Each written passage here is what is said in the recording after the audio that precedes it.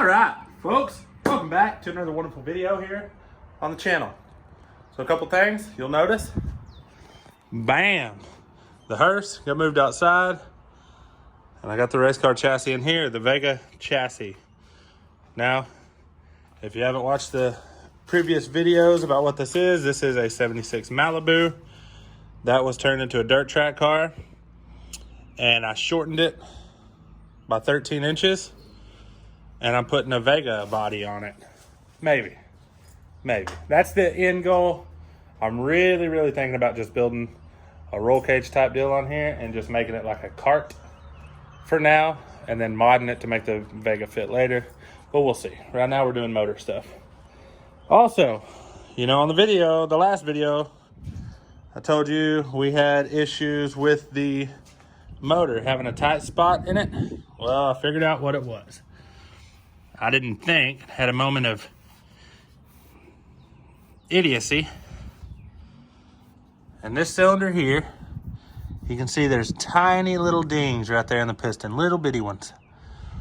Well, that's because I didn't think about it being different, but I had 4.8 and 5.3 head gaskets on this thing. And that head gasket was sticking over in this hole just enough to hit that piston. So that's what the tight spot was. Nothing, that's minimal damage. I'm just gonna run it. It's not enough to really cause issues, not enough to worry me.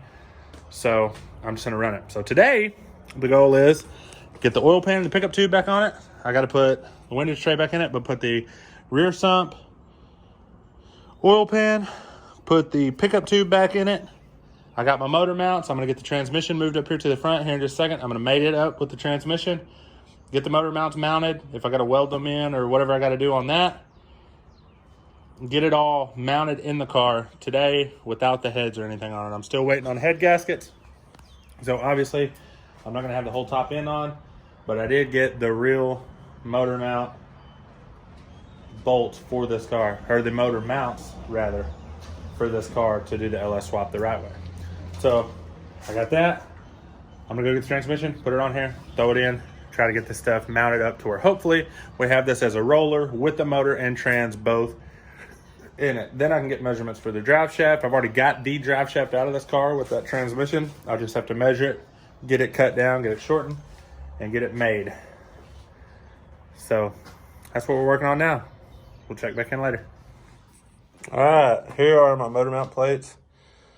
And they go on here like this, and it moves this forward there to adjust to the factory GM motor mounts. But these bolts that go here are too long. They stick through and hit the motor. So I don't know what the deal is with that, but I'm gonna show you a little trick on how you can make those fit. Excuse the gigantic mess on the table, but take your plate out, put it in the vise, thread your bolt through, and then cut it off wherever you need it on this side.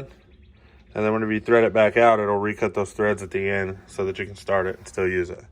So, a little sloppy, but it's a good little hack to make these bolts that you have fit and not have to buy new ones. And there you go, we made it happen. Yeah, I noticed I had the wrong bolts holding that part in. But as you can see, those bolts barely go to flush. They got the full thickness of this threaded through, so they're plenty stout. That's what it's about, making it happen with what you got. I wasn't about to wait a couple days until I get the right bolts. I'm tired of waiting on this. And just cut them off, make it happen like that.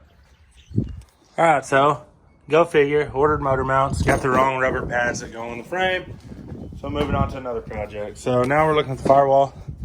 So as you know, I'm putting the Vega body on here. I was wanting to save all of this because the master cylinder and brake pedal assembly was already mounted. However, after looking at it, for one, that's about 10 inches off the floor. So that's gonna be a pain to hit the brakes. None of this is really mounted good. If you look at the way the brake pedal is hooked up to the thing here, it's just really not good. It doesn't line up with the master cylinder plunger good. It's off to the side. So what I'm gonna do, unbolt this, take it off, take out the brake pedal assembly. I actually may just leave that on. And I'm gonna split this right here along this seam. As you can see, it's got a seam here. I'm gonna take that all the way apart, all the way across, take this whole firewall completely off of this car. And then I'm gonna set the Vega on here and build my own firewall. Just a smooth, straight, flat firewall.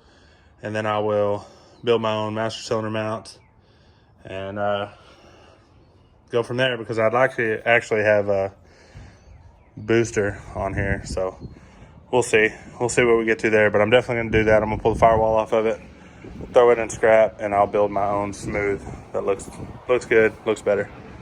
So that's what we're working on this morning. So there you go. I did it the easy, quick way. Obviously a bunch of this is gonna be hacked together, but I just took a Sawzall, ran it straight across, and then once we get the body set on here, then we'll figure out what we need to do about making that fit. So the main thing is the body's gonna be a little skinnier. So this is 1 inch wider, 2 inches wider than the body of the car. And then these inner fenders on the back, these tubs, are gonna need to be here, on the inside here of these. So we're gonna have to cut these off. We're gonna have to cut these inner fender tubs out, use the ones on the car that are in there, mount it here, move these bars inside right here, and run new ones up for the back of the roll cage. So that's gonna be the main issue, is trying to make all this fit. We're also going to maybe cut the fenders that are on the car and move them out, or maybe leave them where they're at and just put some kind of crude looking sheet metal fender flares on it, something, because these tires and wheels, granted I'm not gonna run the slicks, I'm gonna run street tires, but they're still gonna be the same width. So they're gonna be sticking out past the edge of the car. We gotta cut these frame rails off back here. I'm gonna wait till I get the body on here to see where they need to be cut. But the car has this same exact shelf right here, same angle and everything.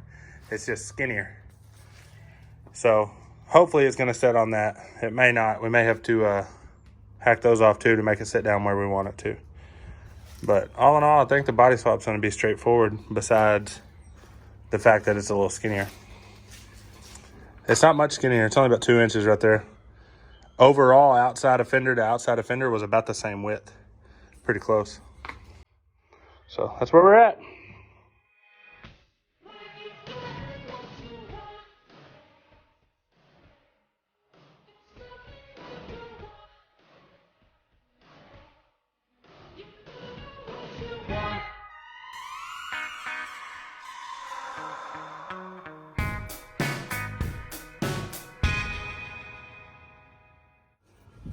All right, so I was in the middle of doing the time lapse and I got another package. Got another package, so I'm gonna open this bad boy up.